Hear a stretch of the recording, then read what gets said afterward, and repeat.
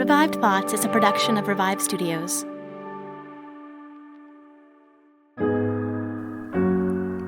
This is Troy and Joel, and you are listening to Revive Thoughts.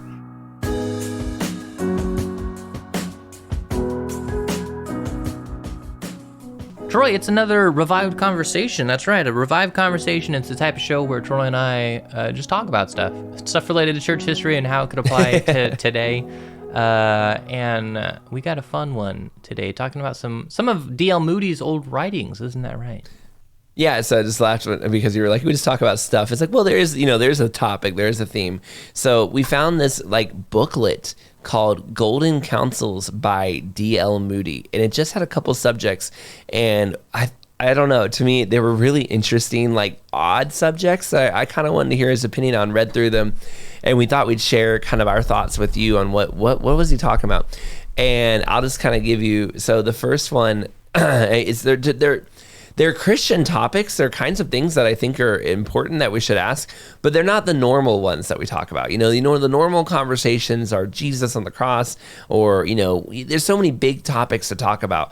But there was just this booklet of, his kind of random advice. It was one of the last things he published. It was published in 1899. But the topics are things like, how should you spend a Sabbath?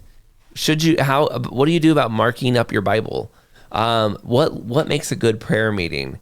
And another one I liked, the Sunday paper.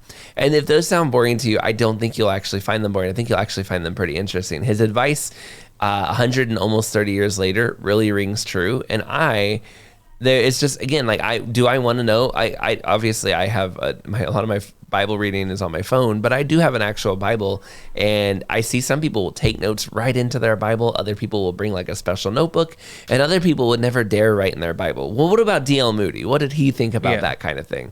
And it's just funny to me to think of these very serious guys have opinions on topics like that. And then I look at that and I go, well, wait, what was his opinion on that?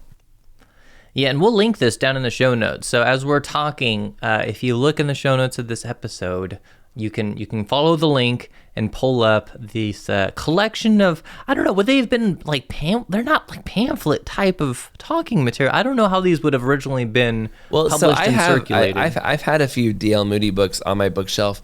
Back in the day, they would publish smaller books, and so you would have these very much smaller style books. They're not quite pamphlets, but they're booklets. This is very not important to the episode, but the publishing industry is crying out in pain because this is actually the kind of book that is going away. So when you hear them say books are going away, people aren't reading anymore, true in some ways, but really the book that's actually disappearing is this book, the small paperback book that's only 100 pages. People don't buy them anymore. People don't read them anymore. If they're buying a book, they either buy it on their Kindle or they want a hardback, really big, nice book that's going to look great on your, on your coffee table or in a bookshelf, but they just don't want the little paperback books for reading. If I just want to read something quickly, I'll just read it on my phone or on my Kindle. If I want to have a nice sit-down book, I want a good hardback book. Anyway, this is the kind of book that would have been the small, quick paperbacks that just go out to the world real fast.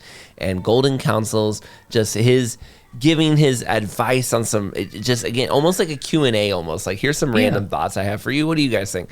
So let's go ahead and start with the first one. How should you spend the Sabbath? Joel, what did you see? What were your thoughts on his ideas here?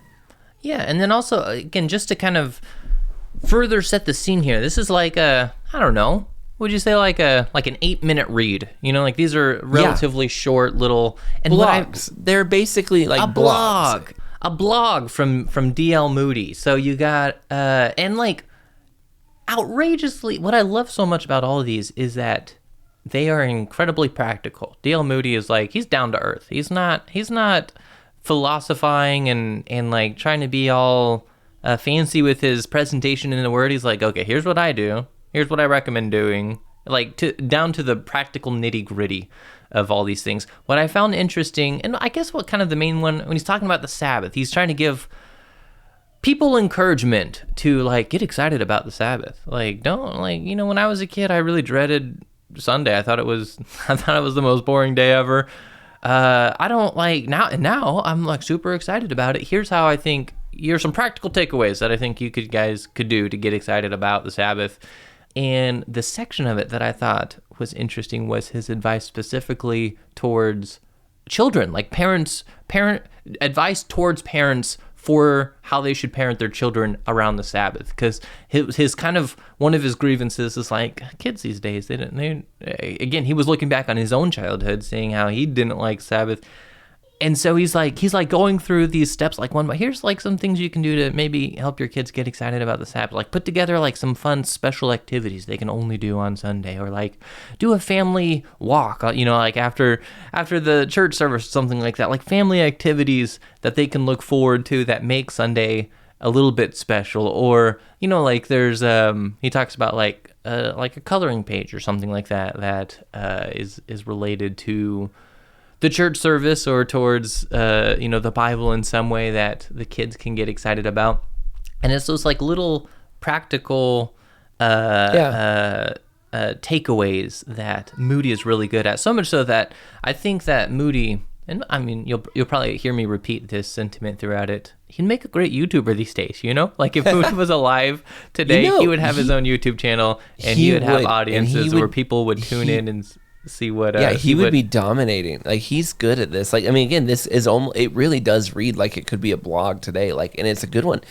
You mentioned that section. He said like there should be special games you play only on Sunday, so the kids look forward to Sunday. There should be special meals. That one was one I actually was like, that's a great idea. Have a special meal on Sunday so the kids are looking forward to Sunday. Like, don't make Sunday the day of the week where you go to church and you're miserable all day in the mind of a child. Of course, we're loving the Lord, but like, look, we have to be realistic. I love spending time in worship with people, but sometimes people will be like, well, the spending time singing songs in churches is enough for any child. 7-year-olds and 6-year-olds and 5-year-olds are not as logical as you are. They do not always find that to be just a joyous occasion. Make it special for them. Make it the day of the week they most look forward to. Special meals, special time. Set aside their favorite books that they can only be allowed to read on Sunday. And he said, spend time with them. Make it a time where they know on Sunday, Mom and Dad, I have their attention. And then he actually, if you go up another part of this, he mentioned like Sunday is definitely a day for spending time in worship with God. But then he was like, also, don't over worship on Sunday. Don't make yourself so. He said some people think, oh, I have to rest in the Lord. I have to go to church and go to keep myself busy and do private devotion. So busy all day with God that I rest in the Lord. And he said they get to the end of the day and they're exhausted because they didn't actually rest. And he's like, you need to make sure that you spend time spiritually resting, but you also need to find time physically resting. He said, do something fun. He also said, don't just sit around and do nothing all day and think, I'm resting, I'm laying down. No, he said, when you go on, I really like this. He said, when you go on vacation, don't you go and do something fun, yet you feel like you're resting and catching up. He's like, why wouldn't you do the same thing on Sabbath? Do something that is enjoyable to you, that is a form of rest that you don't normally get to do, and mix that in with the spiritual resting you're doing by going to church and spending time with your family. And I'm like, honestly, I thought this was a really good argument, and he convicted me. He's like, don't you have all these other days that you spend working? He said, if I gave you $7, you're supposed to reimburse me, and you took one for yourself.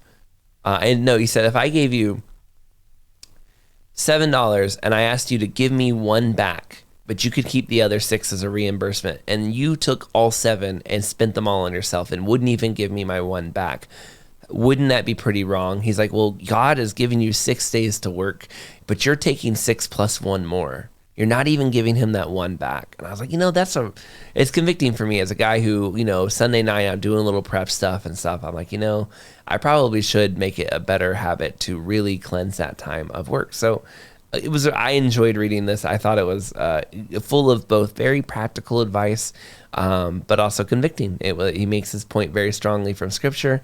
And D.L. Moody is the anecdote king. I've read sermons of his. We have brought many sermons. Me and Joel and I have stood in the spot where he preached his last sermon. We've done a lot of work with D.L. Moody, and I can say, hands down, the most, if not Spurgeon, maybe the only guy who is also in that league, where these guys can just anecdote, and tell stories that get their points. There are stories that I use in my classrooms because I read them in one of his sermons once, and they have stuck with me forever after. He is just amazing at that. Let's talk about let's do the where he's talking about marking up the Bible. I liked that one a lot. All right, let's do it. So, Joel, let me ask you, and I think you and I are going to be very different on this one. Are you a Bible marker? Are you one who's leaving notes and stuff in the margins? Believe it or not, I am a huge Bible marker digitally on my iPad. Like, I annotate, but it's not so much marking like notes. It's more so just for what do you call like cognition for I will go through and underline and highlight stuff as a way to help me understand and process the material better. I usually almost never go back and re-reference the markings, and in fact, because it's digital, every year or so, sometimes I'll even go through and just clear it so I can go back through again. It's a processing tool for me. It's not a I don't know, a study reference for me. What about you, Troy? So no, I do not like writing in the Bible, and I don't like having Bibles. Like if I had an old Bible that someone else had used and he gave it to me, I didn't like it very much because he had like underlined a bunch of random parts of it, and I would always I find it distracting when I read. It is weird if it's not your own writing. Well, I don't like it when it's mine either. When I read the scripture, I want it to be fresh. I want to not be distracted by my like former thoughts or whatever was going through my head 2 years ago when I was looking at it. I want it to be like my thoughts right now. And so I don't want to be like distracted by other old messages and stuff. D.L. Moody would have some beef for you. He would. You would. D.L. Moody. You idiot. Yeah, he is a huge advocate. He even has a line in there somewhere where he's like, you shouldn't even buy a Bible unless you're like ready and prepared to start marking that bad boy so up. you might I'm curious, listener, are you going to be on my side or D.L. Moody's side on this one? And Moody's probably right. I'm not going to sit here and say I've got one on Moody. Just for me personally, if it's I like my Bible as clean as possible. I put out on X over the summer, like, hey, I'm in the States, I'm getting a new Bible. I'm in the States because my old Bible, I'm actually looking at it right now because it's on a desk. It was falling apart. For about a year, I would walk around like doing stuff and just pages would fall out of my Bible and we'd have to put it back together in front of the students. That happened for a year. A listener sent me a very nice new Bible. I could never have afforded it. It's like $100 Bible, but they sent it to me for free. Wow. I love that Bible. I could not imagine putting a pen on it. With that said, I have been a note taker on the side. What I used to do is I would read my Bible, and then all my thoughts I would just write it in a notebook on the side, and I'd fill up notebooks. I'd never look back at any of these notes, but it was like the process of taking the notes helped me think about what I was doing. I have a digital Bible now as well. I use, Blue Letter Bible for stuff. And my daughter really loves to sit in the church service and highlight the random verses. So now when I'm reading my Bible, I'll get to a section, it's like a rainbow colored because Mira was putting a bunch of rainbow verses, like was just, this section should be yellow and that section should be blue. And again, I'm like, well, now this is distracting. What was the message here? Why are these verses all highlighted in such different ways? So I am not a big Bible markup person, but I look at other people in church. I see them taking notes. I see them having their little notes on the side where they can write things down. I think to myself, I'm jealous. I wish I could do that. Like I feel like it'd be really useful, but all I know is I would just get annoyed with myself later on. Sounds to me like this is easily solvable by just a two Bible approach. You got your clean one and your marked one, right? I think what I need to do is the next time I can get a big open Bible that I can write notes in. I've heard of people who they write notes in sermons and take notes in these things for years and then they give them to their kids or something. I think that would actually be kind of cool. I wouldn't be against doing that. All right, so let's get to Moody's opinion. Enough about us and where we're at on that. Let's see what he said. He's a big fan of writing down notes. He said, Spurgeon says, quote, and this is Moody quoting Spurgeon, by the way, contemporaries of each other. No scripture is exhausted by a single explanation. The flower of God's garden bloom not only double but sevenfold. They are continually pouring out fresh fragrance. And he said, because the scriptures can never be exhausted, writing notes can help you remember what you've looked at them the last time and help you get deeper and deeper into those scriptures. He did not have my hangups. No, he didn't. And again, like going back to the YouTuber analogy, this blog here, I say blog, this article, this entry into this book here, it is straight up just a tutorial on like how to mark up your book. Like he even has like numbered order of events. Here's how I would mark up this part. Here's how I would make these connections. Here's a way you can underline these, or you can put a line next to these. And it's so interesting to see, again, someone 150 years ago giving me a step-by-step tutorial on what he thinks the most optimal ways to mark up a Bible are. I think it's so neat. Again, probably not going to do it in. I don't know. Maybe I'm wrong. Maybe I'll give it a go. Maybe I'll get a markup Bible and apply the Moody application to it here. But I just couldn't help but getting over. Sorry, you go. He made a point too, where like his system, like if you're ever called upon to preach on these passages, having this all kind of marked down for you is very helpful. And then he did one. I don't know if you were going to say this, but he also said whenever you see numbers, you should definitely put little numbers in the margin. And he pulls out. He says Genesis 12, 2-3. You probably heard this verse many times. He says, I will make of you a great nation. I will bless you. I will make your name great. You shall be a blessing. And I will bless them that bless you and curse him that curses you. And in you all the families of the earth will be blessed.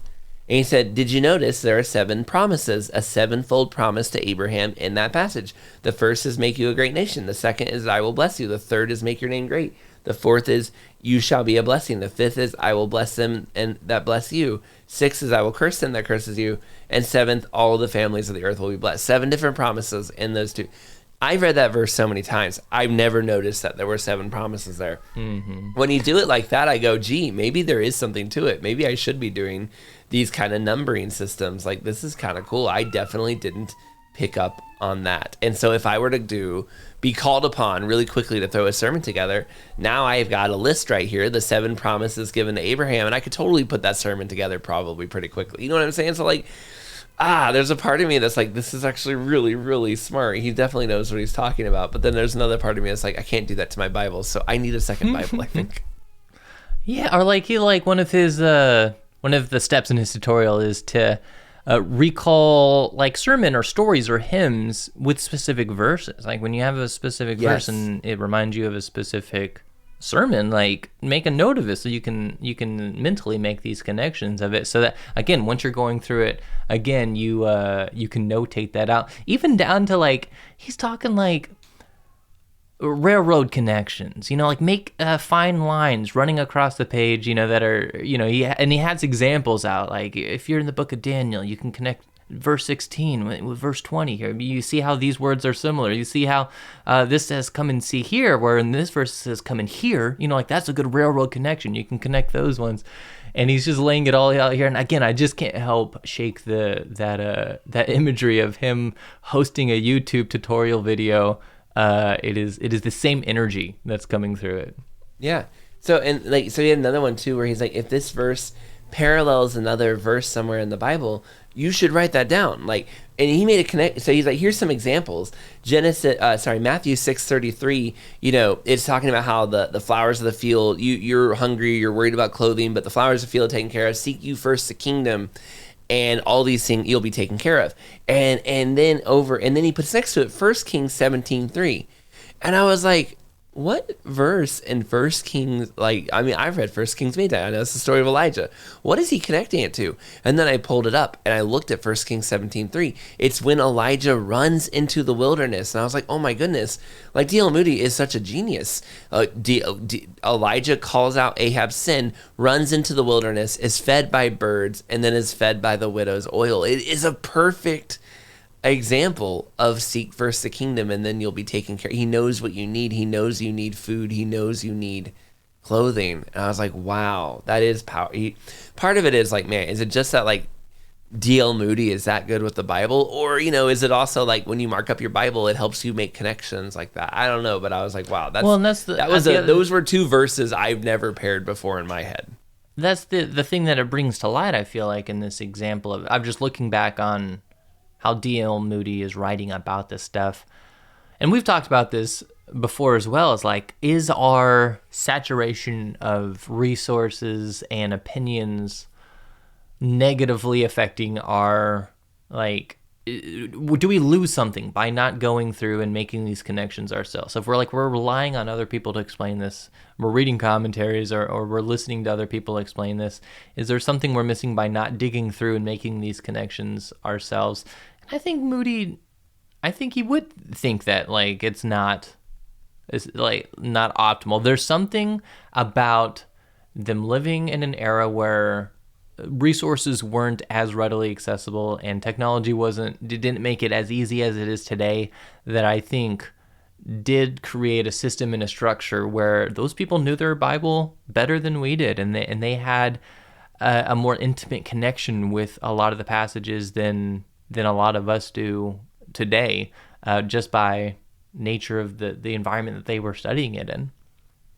Actually, this is actually a really interesting point, because you were talking about how we have so many resources today. It kind of takes away our own ability to read the Bible. I don't know. Let me make sure I say this the right way. I don't want to say this like in a weird way, but so I sometimes will read the Bible and go like, whoa, okay. So a good example is I was reading Judges 16 and 17 years ago.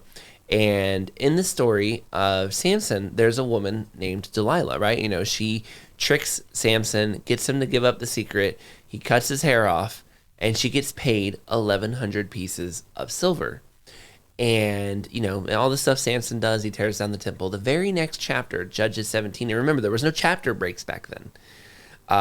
It starts with a woman who had 1,100 pieces of silver. Her son comes up to her and says, hey, the person who you thought stole 1,100 pieces of silver from you, surprise, it's me. And she was living in the hill country of Ephraim. And that's the same area the tribe of Dan was, which Samson was from. It's the same area that Delilah would have been. And I thought to myself, wait a second, is the woman from chapter 16 walking away with 1,100 pieces of silver the same woman in chapter 17, right? It's at least a fair question. And I was sharing that with some people of mine, and they're like, I've never heard any of the professional people that I listen to sermons and people talk about say that, so I just think you shouldn't think about that. And I was like, wait a sec, like, have we got, and this could be its own maybe revived, it probably is its own revived conversation, but I was like, do we just not do we not try to figure these things out on our own anymore? Have we just kind of, because we have so many resources, we just find somebody who says things we like, we plug in and let them do the thinking for us? By the way, I did look it up. There are many old Jewish texts that said yeah, we're pretty sure that's Delilah. It makes a lot of sense. Maybe it wasn't, maybe it was. We can't know for certain because it doesn't use her name. But just that ability to grapple with and think about the text without having an expert talk to us and give us their opinion, I think is something that in our world today we're losing, because we can just Google it or chat GPT it so quickly. We don't got to think about it anymore. I'll just let somebody else give me the answer. And I think it's actually good for us to read the text and think about it. And methods like this that D.L. Moody's showing us of how to mark our Bible might just help us, force us to start making connections to things that maybe wouldn't otherwise naturally be so easily seen. And I think that's a skill we should have, and we shouldn't outsource it to, experts and professionals necessarily. So anyway, you were saying that, and it made me think about that, and I think it kind of connects. Okay, Joel. I think we hit the Meghan Markle, the Bible markup here. Ready for the next one?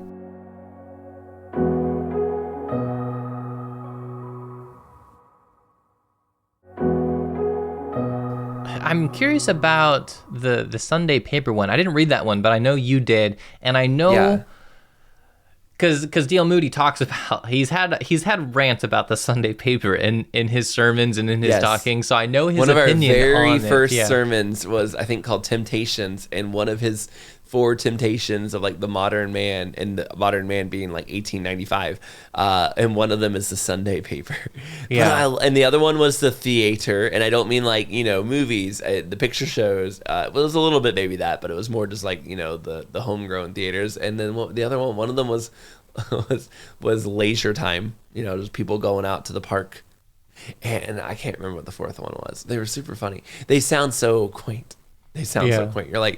You're like, man, I wish the biggest problems we had was people going to the park and picnicking and the picture shows. But then when you really apply those things, when you kind of distill them and you go, okay, well, what's the equivalent of that today? Well, the Sunday newspaper is the equivalent of politics and news and the constant bombardment. And I'm like, oh, geez, do we still have a problem with that today? Yeah, we do. Leisure, that's just entertaining yourself and not focusing things on serious. Back then they would go picnicking at the lake. Today we turn on Netflix or YouTube. I mean, we haven't changed. And then when I look at the other one was the theater would also fill that, and leisure could also be sports. How many people spend hours and hours pursuing sports instead of God. And so when you look at it, like, it's like, you're like, oh my, this hasn't changed at all, actually. We're almost exactly the same people. And it's taken a different form. So for the Sunday newspaper, go ahead. What would you equate what he is ranting? Well, I say ranting. I mean that as an enduring. I don't mean it in a negative sense. What would you equate that to in today's era when he is upset about how people are enjoying the Sunday paper? What does that equate to? So I think you have to look at the way he says the Sunday paper. If I can pull it up real quick, he says, because so he opens this article off with, how much time do Christians profitably spend in reading the Sunday newspaper? To many of us who well remember the time when the Sunday newspapers were unknown, such a question would seem hardly worth considering. But the constant repetition of this and similar questions, which continually meets the actively engaged in Christian work, shows that's a deep-rooted institution. Basically, people are always asking him, hey, am I allowed to read the Sunday newspaper? And you know what? As somebody who teaches young people, I'm constantly getting asked questions by students. Hey, can I watch this show on Netflix? Hey, what do you think about that? It doesn't change. People are the same. We're always doing the same things. And he says, what is it you're getting out of it? Are you really reading the newspaper to grow? You've got all these excuses for what's coming out of the newspaper. He says, if you're honest though, what you're really interested in is the gossip, the scandals, all the different little news bits of the day, so you can keep up with the times. You're not really reading it because you're learning business sense, or you're doing it for educational purposes. You're doing it because it's hot, it's scandalous, there's tons of interesting, juicy bits of gossip, and it keeps you in the know, and you like that scratch it itches. And I go, I feel like that's social media today. I really do. Like, isn't that why people are online? They're seeing what other people are doing. They're seeing what other people are talking about. They want to be in the conversation. And is it bad? No. I mean, I'm sure we're all on social media to some degree or another. And I actually think that posting and being a part of social media, actually putting yourself out there is a positive thing, because as Christians, we can share the light of the gospel into that. But also, we can very easily get caught up in the scrolling and the news and the stories and the drama and all of this stuff, to the point that it consumes us, and it takes our time away from things that are actually profitable for the Lord. And that's his point. That all this time you're spending hours of a day reading through the paper on a Sunday, when you could be spending that time with your family, you could be spending that time helping out your church, you could be spending that time thinking about things for God and reading good books, but you're wasting it on the scandals and gossip of the day. And I feel like that, I think, is something, if we're honest with ourselves, I've often heard, at least, girls get kind of put into the condition that they are the ones who are more likely to spill the tea and gossip about things. Guys, on the other hand, it's kind of, sure, guys gossip, but it's not the same. But I think guys gossip through the news. Like, we'll talk about, did you hear what this political person did? Or did you hear what this sports team traded this person for that? It's like, it almost gets into that realm where our gossip is similar. It's just from people, if I could say this, and again, you can come up with exceptions all you want. That's not the point. But if there was a general rule, girls will gossip about the people nearby, and guys are going to gossip about people far away, right? Like, we're still gossiping. We're still just talking about scandalous stories. It's just through a different perspective. And that's what D.L. Moody's saying with the Sunday newspaper. It's just, you're not actually usually you may tell yourself it's for a profitable thing, but really, is it truly profitable? Okay. Well, what do you want to do, Troy? You want to leave it there, or you want to tackle another one? I wanted to hit the good prayer meeting, because I personally actually really related to this one. Really? I found it interesting. Again, I found I most of it I did think was relatively, like normal things that you would expect from a prayer meeting. But I just can't help but appreciate his attention to just practical detail, as far as, hey, you need to be prepared, okay? Like, when you come into it, like, know the sermon. When you say you're not prepared, everyone kind of loses confidence. He had a line there. He said, please do not open with, I didn't prepare, didn't have enough time to prepare. He's like, you've lost your audience, and you should never tell them that. Why would you say that? And I was like, how many times have we heard a pastor or somebody say, or a speaker, blah, blah, blah, blah, blah. I just throw something together real quick. It's supposed to be kind of like modest, humble, insecure, whatever. But all it does is tell everyone, like, oh, I'm about to do a bad job. Don't do that. Don't do that.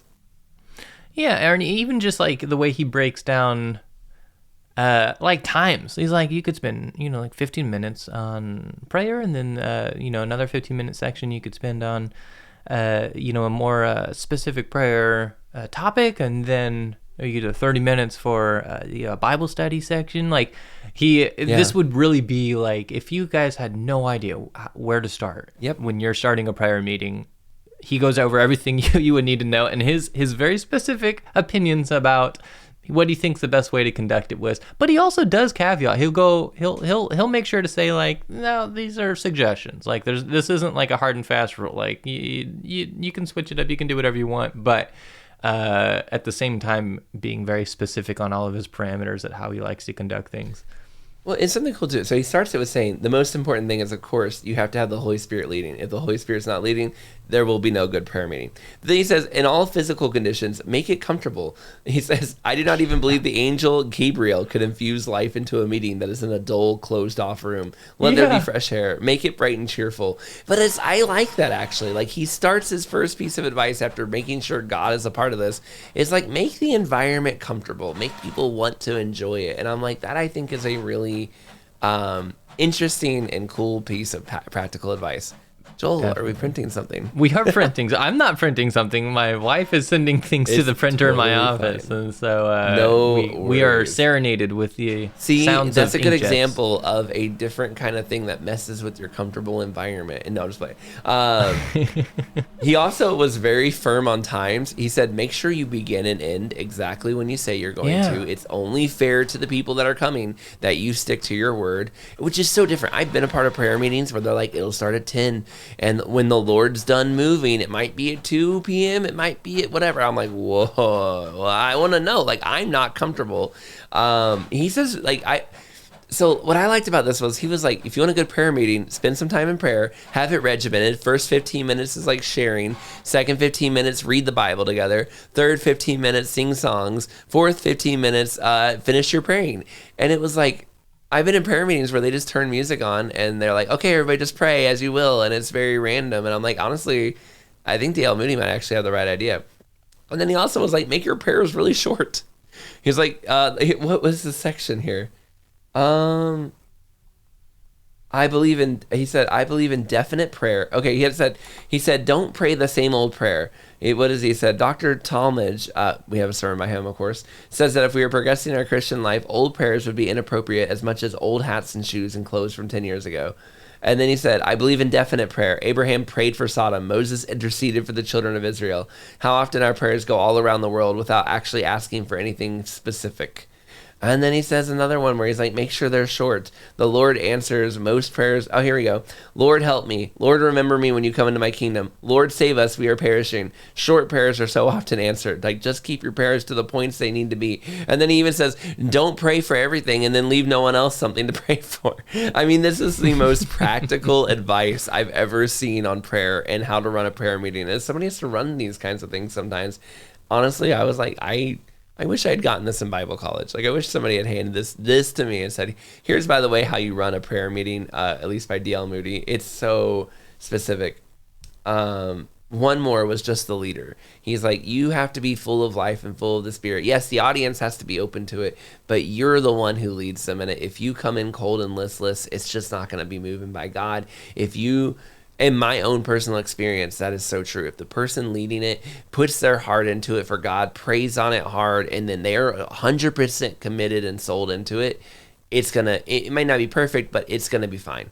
Whereas when you kind of go in a little nervous, is anyone going to really care? I don't know if I'm the right, any of those kind of things, it kills it so fast. And you just have to go in 100% committed every time. Okay, well, I think that might do it. I mean, there are additional topics. So again, feel free to click the link and follow that through and read through these on your own.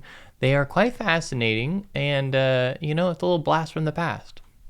It was cool. It was fun. It's nice. It's almost nice to read these kind of things with that perspective of history, because on the one hand, he writes in the quaint way, the Sunday newspaper, right? Like, that's not a problem we have anymore. If anything, I think pastors would be thrilled if the only thing their congregants were doing was reading the Sunday newspaper. But on the other hand, it's like convicting, because it's like, man, we really don't change. The same things we were doing now, we were doing then, And I need to probably I learned some good tips for doing Sabbath better. I learned some good tips for doing prayer meetings. So yeah, I really love it. And I will say, in terms of practical advice and in terms of anecdotes, D.L. Moody's the king. He is so good at taking your spiritual walk with God and making it practical and saying, I mean, I highly recommend. All right. Well, that's going to do it for today's episode of Revive Thoughts. Hey, if you, listener, have an idea of something that we should talk about in a Revive conversation, email us, revivethoughts@gmail.com. Again, that's revivethoughts@gmail.com. We'd love to look into it and learn about it and possibly chat about it here on Revive Thoughts. Troy, do you have anything before we send them off? No, we just asked that if you enjoyed this episode, send it to some people. Let them know, hey, maybe there's some good practical advice. Maybe there's something here. Maybe you need to get a second Bible now and have some ideas. Or maybe, hey, here's what I do. I won't say send this to somebody. Share with us. Leave a comment on Spotify or X or wherever you're listening, or YouTube or whatever it is, and let us know. Do you agree with all these takes by D.L. Moody? Do you agree with me on the Bible? Where are you at on some of these issues? Because we hit a bunch of random topics. I love these kind of sidebar topics in history because they're fun. I'm curious if you had ever even thought about these before, or if you agree with them or not. So I don't want to share it with people, of course, but actually I want you to tell us what you think. I want to hear I want to hear your thoughts so that we can know, were we right? Were we wrong? Was D.L. Moody right? Was he wrong? This is Troy and Joel, and this is Revive Thoughts.